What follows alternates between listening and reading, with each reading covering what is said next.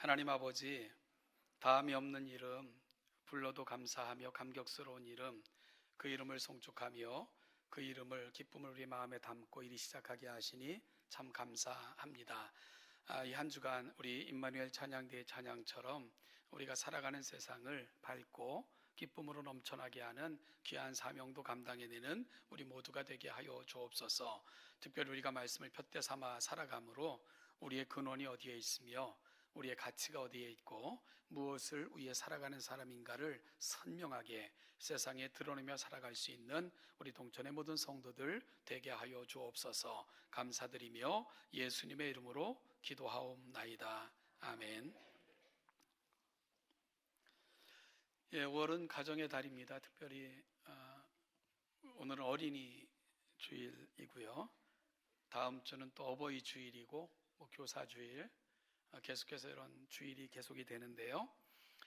아마 그 5월을 이런 여러 가지 타이틀을 붙여 가정의 달이라 하여 주일을 지키게 한 것은 우리의 관계들을 좀 점검해 보고 그러므로 말미암아 깨어진 것, 혹시 왜곡된 것들이 있으면 바로 잡아가는 그런 시간들이 됐으면 좋겠다 하는 마음으로 이렇게 주일들을 정하지 않나 싶습니다. 혹시 우리 가정 안에도 이런 관계들이, 또 우리 교회라는 공동체 안에도 이런 관계들이 왜곡되거나 또한 또 잘못된 것들이 있다면 하나님 앞에 기도하면서 바로 잡아감으로 큰 기쁨이 우리 가정에도 교회도 넘쳐나는 복된 5월이 될 수 있기를 간절히 소원합니다. 오늘 함께 읽은 시편 37편 다윗의 시로 되어 있습니다. 다윗이 이 시를 쓸 때 염두에 두고 있는 상황은 세상을 살 때 풀리지 않는 숙제이기도 하고요. 또한 나름 의롭게 살고자 하는 사람들 속에 늘 남아있는 의구심이기도 한 주제, 악한 자의 형통에 대한 것입니다. 악한 자들이 악행을 일삼음에도 불구하고 형통하게 사는 것과 의롭게 살고자 하는 자들이 겪는 고통에 대한 주제는 끊임없이 제기되던 주제였습니다. 다윗은 지금 다시 그 주제 앞에 서 있는 것입니다. 이 시를 쓰고 있는 다윗도 이미 나이가 들어 있을 때입니다. 그래서 25절에서 내가 어려서부터 늙기까지 라고 표현하고 있는데요, 이 말은 내가 젊은 시절을 지나 지금은 나이가 들었다라는 표현입니다. 다윗은 나이가 든 지금 지나온 세월을 돌아보며 이 시를 쓰고 있습니다. 지금까지 살아온 날들을 돌아보니까 그의 마음속에도 끊임없이 찾아오는 인생의 큰 질문이 있었습니다. 바로 악인의 형통에 관한 것이었습니다. 어찌 보면 시편 37편은 그 긴 세월 이런 문제를 안고 살아왔던 한 인생이 내린 결론과도 같은 시편입니다. 따라서 오늘 다윗이 내리는 이 주제에 대한 결론을 따라가 보는 것은 우리에게도 매우 큰 유익을 가져다 줍니다. 왜냐하면 이러한 문제 앞에 여전히 늘 서 있는 것 역시 우리네 인생들의 모습이기 때문입니다. 그러면 이러한 현실 앞에 선 인생들에게 다윗이 오늘 시편을 통해 던져주고자 하는 교훈, 도전은 무엇일까요? 여러분, 비록 우리가 시편 37편 전문을 읽지는 않았지만 그 전반적인 내용을 살펴보며 말씀을 진행하게 될 것입니다. 그래서 성경을 가지고 오신 분들은 37편을 펴놓고 구절을 함께 찾아 읽어가면서 말씀을 푸는 방식으로 진행해 나가겠습니다. 무엇보다도 5월 가정의 달을 맞이하여 오늘 이 시편으로 제가 말씀을 정하여 시작하는 것은 우리 동천의 가족들이, 정말 가정들이 대에서 대를 이어 복이 이어지고 전수받는 그 아름다운 가정들로 세워지기를 간절히 소망하기 때문입니다. 그래서 저는 우리가 요즘 길이라는 주제를 계속 살피고 있는데요, 그래서 오늘 설교의 제목을 여호와께서 기뻐하시는 길이라고 정했습니다. 여호와께서 기뻐하시는 길, 그 길을 걷는 자들은 하나님께서 동행하시고 하나 가는 모든 길에서 지키시고 보호하시며 복에 복을 더하여 주실 것을 믿기 때문입니다. 그리고 오늘 시인은 바로 그 길을 제시하고 있는 것이고요. 그러면 구체적으로 여호와께서 기뻐하시는 길을 걸으라 라고 권면하는 다윗의 권면은 무엇일까 하는 것을 살펴보면요, 소극적인 측면에서의 권면이 있고요, 적극적인 측면에서의 권면이 있습니다. 먼저 소극적으로는 악을 행하는 자들 때문에 불평하지 말며 불의를 행하는 자들을 시기하지 말라라고 말합니다. 이런 권면은 시편 37편에 몇몇 군데에서 등장을 하는데요, 먼저 1절을 우리 한번 같이 읽어볼까요? 시작.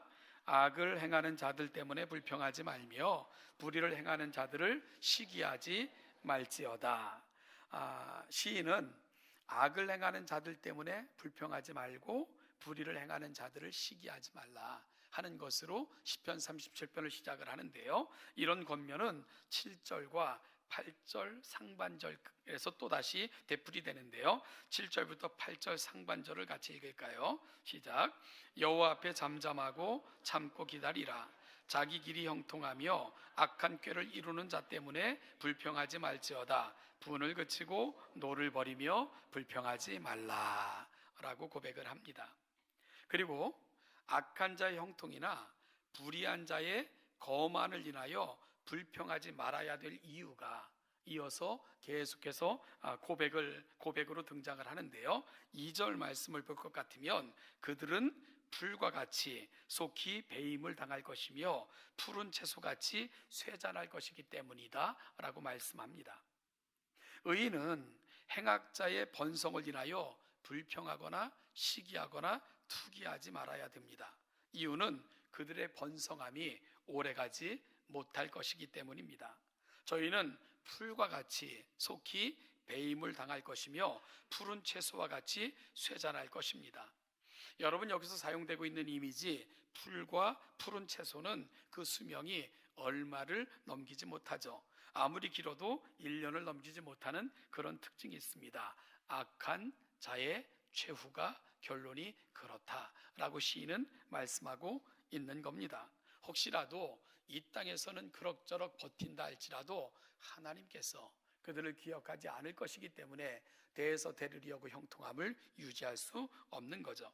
9절입니다. 9절을 보면 악을 행하는 자들은 끊어질 것이나 악을 행하는 자들은 끊어질 것이기에 그들의 형통을 부러워하거나 시기하지 말아야 되고요, 10절 말씀을 보니까 잠시 후에는 악인은 없어질 것이니 자세히 살펴도 발견하지 못할 것이다 라고 말을 합니다.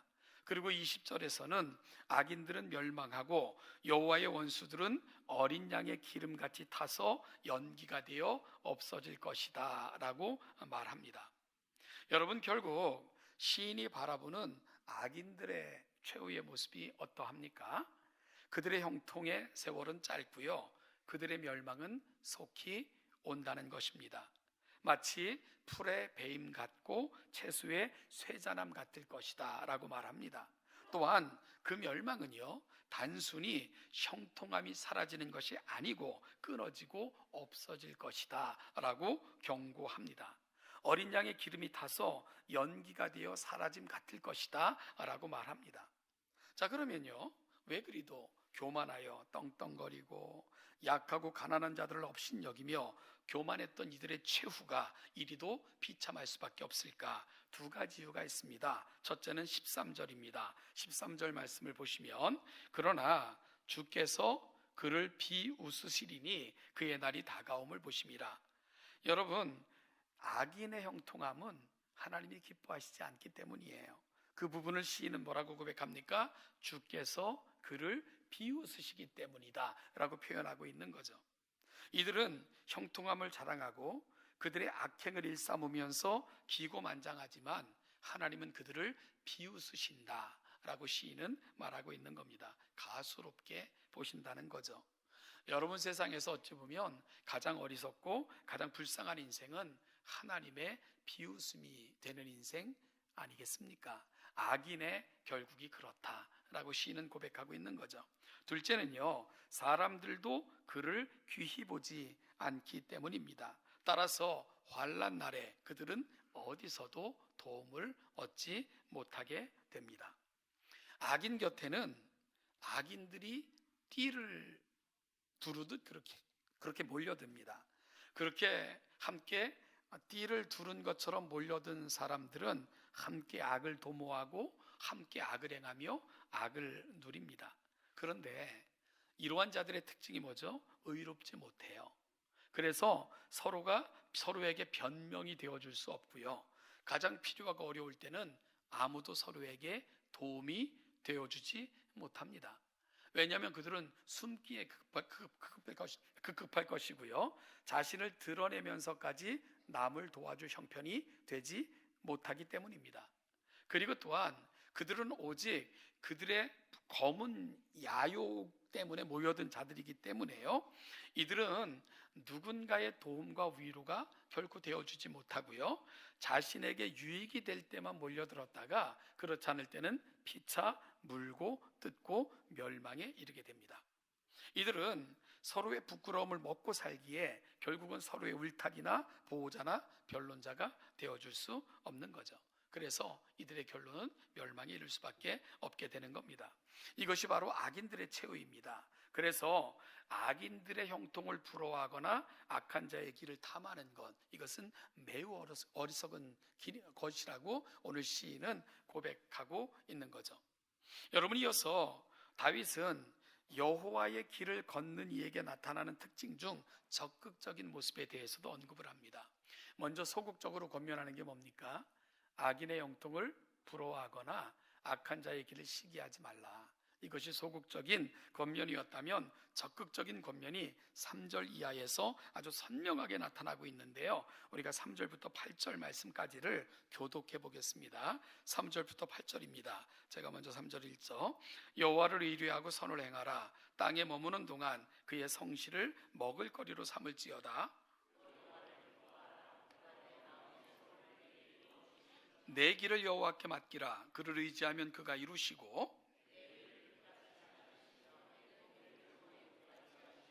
여호와 앞에 잠잠하고 참고 기다리라. 자기 길이 형통하며 악한 꾀를 이루는 자 때문에 불평하지 말지어다.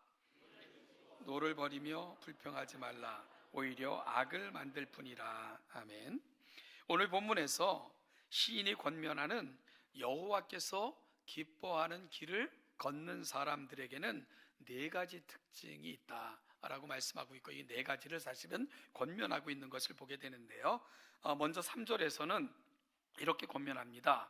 여호와를 의뢰하라 라는 것이고요. 4절에서는 여호와를 기뻐하라 라고 말하고 있고요. 5절에서는 여호와께 맡기라 라고 말씀하고 있고요. 그리고 7절에서는 여호와 앞에서 잠잠하고 기다리라 라고 권면을 합니다.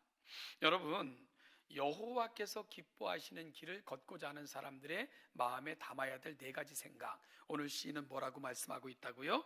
의뢰하고 기뻐하고 맡기고 잠잠히 기다리라.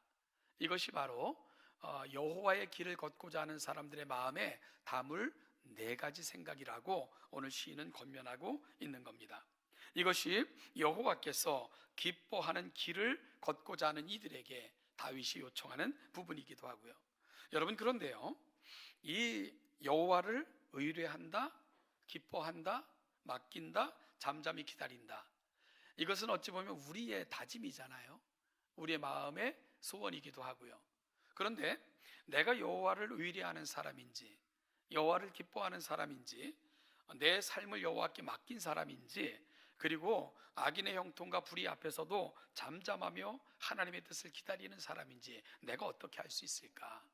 결국은 그가 살아가는 삶을 통해서만 이와 같은 부분들이 분명하게 드러난다라고 오늘 시인은 말씀하고 있는데요. 자, 그러면 악한 생각을 품고 악한 꾀를 따르는 사람들이 보여주는 삶의 모습과 여호와께 기뻐하시는 삶을 살아가는 자의 삶의 모습은 어떻게 분명하게 드러나는가 말씀을 통해 확인해 볼까요? 먼저 악한 자들의 가치와 삶의 태도가 어떻게 나타나는가 14절에서 분명하게 보여지는데요. 우리 14절 같이 한번 읽어보겠습니다. 시작.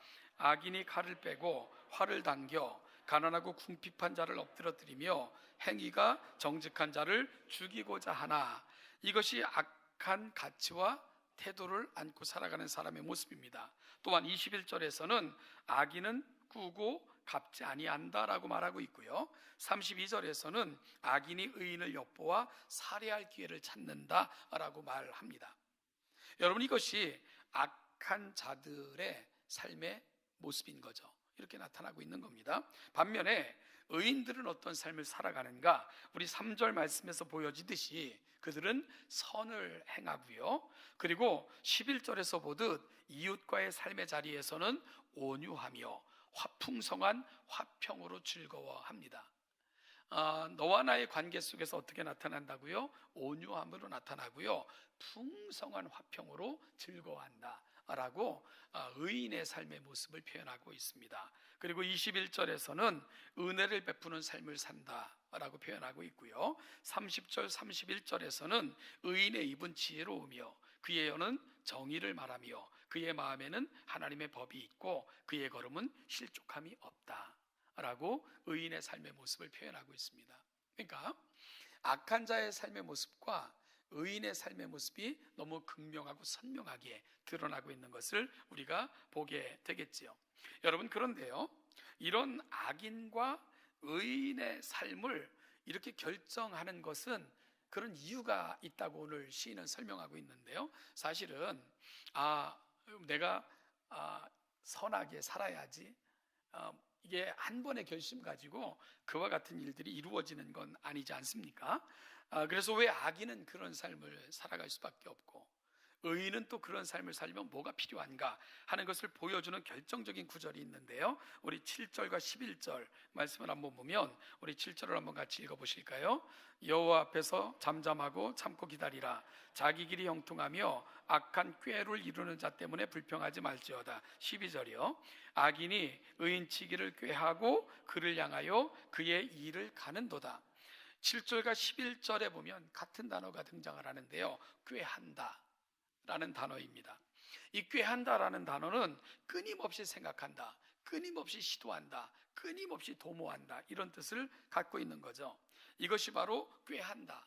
그래서 이 꾀한다라는 말이 우리의 일상적인 삶의 자리에서 좋은 말로는 잘 사용이 안 되죠. 그죠? 뭘 꾀한다 그러면 악한 것을 생각하고 악한 것을 도모하고 끊임없이 계획하는, 이럴 때 무엇을 꾀한다 이런 말을 사용하지 않습니까? 그러니까 결국 악한 사람이 그런 삶을 지속적으로 살 수밖에 없는 것은 꾀하기 때문이에요.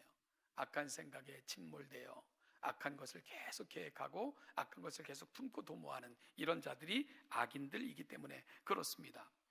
여러분, 이 악한 자와 동행하지 말아야 되는 게 또 이런 이유이기 때문에 그래요. 자, 하나님의 사람들의 특징이 뭘까요? 여기 앉아 계신 여러분들의 특징이 뭡니까? 하나님의 사람들도 실수하죠. 하나님의 사람들이 죄를 짓기도 해요. 그리고 잘못할 때도 있죠. 그런데 그런 자리에 머물 수는 없어요. 그런 자리에 주저앉지는 못합니다. 왜 그렇죠? 성령의 인도를 받기 때문에 그래요. 우리가 성령의 내주하심을 받는 사람들이기 때문에 그래요. 우리가 성령의 내주하시는 그분의 성전이기 때문에 그런 것입니다. 그래서 내가 죄를 지을 때도, 그리고 혹시 잘못할 때도 있겠지만, 실수할 때도 있겠지만, 그때마다 내 안에서 성령님이 슬퍼하시죠. 그리고 성령께서 내 양심을 통해서 그와 같은 자리에서 벗어나라고 끊임없이 요구를 하십니다. 그런 음성을 듣고 사는 사람이 성령의 사람이고요. 내가 죄를 지어도 잘못해도 정말 남을 미워하고 모해해도 내 마음에 아무런 아픔도 없고 오히려 그럴수록 통쾌하고 다른 사람을 더 치명적으로 모욕할수록 내 안에 만족이 더 커진다면 그건 악한 영에 사로잡혀 살아가는 겁니다. 성령께서는 우리를 그렇게 인도하시지 않아요. 죄를 지으면 내가 아프고 답답하고 불편하고 그것이 성령이 주시는 생각입니다. 왜요? 우리는 성령의 전이기 때문에 그런 것입니다. 이것이 바로 성령의 내주를 받는 사람의 특징이고요. 이것을 가리켜 우리는 회개라고 부르는 것입니다. 회개라는 것은 단순한 마음의 후회, 탄식, 슬픔을 말하는 것이 아니에요. 회개의 근본적인 뜻은 돌이키는 것입니다. 죄의 자리에 잘못된 자리에, 또한 시기하고 미워하는 자리에 주저앉는 것이 아니고 그 자리를 박차고 일어나 삶의 방향을 전환하는 것, 이것이 바로 회개가 가지고 있는 뜻이고, 그럴 수밖에 없는 것은 우리 안에 주시는 성령께서 바로 그런 생각을 끊임없이 우리에게 주시기 때문입니다. 그런데 악한 자는요, 악한 영의 지배를 받아요. 그래서 그들은 늘 악한 생각에 함몰이 돼요. 그래서 악한 것을 도모하고 생각하고 궁구합니다. 이것이 바로 꾀한다 라는 말이 갖고 있는 의미입니다. 여러분, 그래서 선한 사람이 악한 사람과 악으로 대항해서 이길 방법은 세상에 없습니다. 왜냐하면 어쩌다 죄짓고 그것 때문에도 아파하고 그것 때문에도 탄식하는 사람과 어쩌다 조금 선한 것 같은 모양을 내는 사람과 어찌 상대가 되겠습니까? 그래서 악은 대항하는 것이 아닙니다. 죄는 상대하는 것이 아니라 피하는 것입니다. 그것이 바로 어찌 보면 현명한 삶의 모습일 것입니다. 여러분, 악인들은 늘 악한 것을 품고 생각하고 도모하고 계획을 합니다.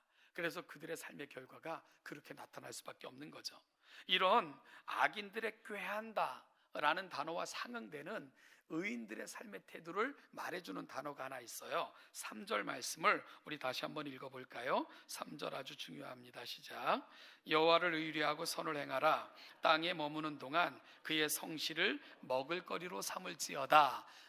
뭘 먹을거리로 삼으라고요? 그의 성실. 여기서 먹을거리로 삼을지어다 하는 말이 참 재미있는 단어입니다. 이것은 영어 성경에서도 경작하다, cultivate이라고 이 단어를 번역을 했는데요. 언제 사용하는 단어입니까? 농부가 씨를 뿌리고 수확을 정성껏 가꾸는 그 행위가 경작하다는 단어잖아요. 여기서 사용되는 단어가 바로 그 단어가 사용이 되고 있다는 거죠. 이게 무슨 말입니까? 농부는 씨를 뿌리고 정성껏 가꾸면서 한시도 자기가 뿌린 씨에서 관심을 거두거나 무관심하지 않죠. 언제까지? 결실을 맺을 때까지 그러합니다. 오늘 시인은 우리가 그렇게 경작을 해야 된다. 그렇게 경작을 해야 된다. 무엇을요? 그의 성실을. 그런데 여기서 그의 성실이라는 것은 하나님의 성품과 그분이 행하신 것과 우리를 향한 계획, 이것이 그의 성실이라는 말이 갖고 있는 포괄적 의미입니다. 그러니까 하나님의 사람들은 농부가 씨를 뿌리고 부지런히 살피면서 열매가 맺기까지 관심을 거두지 않는 것처럼 늘 그것을 생각하고 그것을 담고 그것을 묵상하며 살아가야 되는데, 그게 뭐다? 그분의 성실. 바로 하나님이 누구신지, 하나님의 성품이 무엇인지, 하나님께서 어떤 인생들을 기뻐하시며 복을 주시는지, 그걸 경작하는 농부처럼 마음에 심고 끊임없이 묵상하라 라고 시인은 알려주고 있는 것입니다. 마치 악한 사람들은 악한 생각과 행위를 꾀하는 것처럼 하나님의 사람들은 그의 성실을 날마다 경작하듯 마음에 담는 거죠. 그럴 때 그것이 우리 삶의 열매로 나타나게 되는 것입니다. 그 열매가 뭡니까? 바로 하나님이 기뻐하시는 열매를 맺게 된다는 거죠. 그래서 이런 인생들, 정말 하나님을 우리가 의뢰하고 기뻐하고 맡기며 잠잠히 기다리는 사람들, 이러한 자들에게 주어지는 구체적인 약속이 있는데요. 4절에서는 하나님을 기뻐하는 자들에게는 내 마음의 소원을 이루실 것이라 라고 고백하고 있고요. 5절에서는 여호와께 길을 맡기는 자들은 손수 도와주셔서 내 의의를 빛같이 나타내시고 공의를 정오의 빛같이 하시겠다라고 약속하고 계십니다. 6절에선 악인의 형통을 인하여 불평하지 않고 하나님을 인내하며 기다리는 자들에게는 반드시 땅을 차지하게 하시겠다라고 약속하십니다. 내 마음의 소원을 이루시고 너를 풍요롭게 하시겠다는 하나님의 구체적인 약속이 오늘 6절에서 되어지고 있는 거죠. 여러분, 이것이 바로 여호와께서 기뻐하시는 길을 결정하고 그 하나님을 가슴에 담고 끊임없이 묵상하며 하나님의 길을 묻고 따르기로 애쓰는 자들에게 주시겠다 하신 하나님의 구체적인 약속인 것을 우리가 보게 됩니다. 그런데요, 놀라운 것은 이렇게 살 때 이 복은 단순히 한 인생에게서 그치지 않는다 하는 것이 시인의 고백이 가고 있는 자리입니다. 그래서 25절 말씀으로 연결이 되는데요, 우리 25절을 같이 읽겠습니다. 시작. 내가 어려서부터 늙기까지 그의 자손이 걸식함을 보지 못하였도다. 여러분, 다윗은 어려서부터 나이 들어 늙기까지 지나오면서 경험했던 것들을 쭉 회상을 해요. 내가 어려서부터 늙기까지라는 말은 내가 어린 시절을 지나 쭉 살았고 지금은 나이가 들어 있습니다, 그런 뜻이라 말씀을 드렸죠. 그래서 지나온 모든 세월을 나이가 들은 지금까지 살아오면서 경험하고 보고 또한 그가 주위에서 살펴봤던 것들을 쭉 회상하면서 이 시편을 쓰고 있는 건데요. 그럴 때 너무나도 분명하고 확실한 한 가지를 확인할 수 있었다는 거죠. 여러분, 그게 뭡니까? 의인이 버림을 당하거나 그의 자녀들이 걸식함을 보지 못하였다는 거예요. 이것이 일평생 그가 살아온 모든 삶을 돌아보면서 내린 결론으로 제시하고 있는 것입니다. 여기서 의인이란 여호와를 의뢰하고 기뻐하고 맡기며 기다리는 삶을 살았던 이들을 의미합니다. 악인과 대비되는 개념으로 하나님께서 기뻐하시는 길에 서 있었던 사람들을 의인이라고 표현하고 있는 건데요, 이들은 하나님의 마음으로 자신들이 형통하지 못할 때도 은혜를 베풀며 필요한 이들에게 구워주고 나누어주는 그런 삶을 살았던 사람들입니다. 악한 사람들은 빼앗고 갚지 않고 누군가를 탈취하고 그런 삶을 살 때도 이들은 누군가 필요할 때 다가가고 도와주고 손 내밀었던 이런 삶을 살았던 사람들, 이들이 바로 의인입니다. 하나님께서 기뻐하시는 삶을 살겠다 힘들어도 다짐하며 그 끈을 놓지 않았던 사람들, 이들이 바로 본문에서 만나고 있는 의인들입니다. 여러분, 그들을 하나님께서는 어떻게 대접하시겠다 우리는 살펴봤고요. 그런데 그 하나님을 의지하는 자들은 그 개인의 인생에서 그 결과가 끝나는 것이 아니라 그들의 삶의 결과를 보니까 뭐다? 그의 자손이 복을 받는도다 라고 표현하고 있는 거죠. 그의 자녀들이 잘 돼 있더라. 이것이 바로 다윗이 인생을 쭉 살피면서 내린 결론입니다. 아니, 사랑하는 여러분, 자녀의 자녀를 이어 복을 받는 사람들, 그들의 자손들을 살펴보니까 그 이유가 부모에게 있더라. 그 이유가 그들의 부모에게 있더라. 이런 결론을 오늘 시인이 내리고 있는 거죠. 물론 24절 말씀처럼 의인들이라고 쓰러질 때가 없었던 것 아닙니다. 삶을 살면서 낙심이 없었을 때가, 낙심하지 않을 때가 전혀 없었나? 그런 거 아니죠. 그런데도 불구하고 살펴보니까 넘어져도, 아주 엎드러지거나 쓰러져도 일어서지 못할 정도로 기진맥진하지는 않더라. 왜 그러냐 하면 의로운 오른손으로 붙들어 주시더라. 누가요? 하나님께서 그리하시더라. 악인이 넘어질 때는 붙들어 줄 사람이 없어요. 악인이 넘어질 때는 일으켜 줄 사람이 없어요. 그런데 의인이 넘어질 때는 보이지 않는 손으로 다가가셔서 어깨를 감싸 안고 일으켜 주시고 아주 엎드러지지 않게 하실 뿐만 아니라 그 일어서서 다시금 그 길을 걸어갈 수 있도록 도우시는 분이 있더라. 바로 하나님께서 그의 의로운 오른손이 되어 주시더라. 그리고 그 의로운 오른손은 그 인생뿐만이 아니라 그 인생의 자녀들에게까지 그 은혜를 주셔서 그 자손들이 복을 받게 하시더라. 이것이 바로 오늘 시인의 고백이 가고 있는 자리입니다.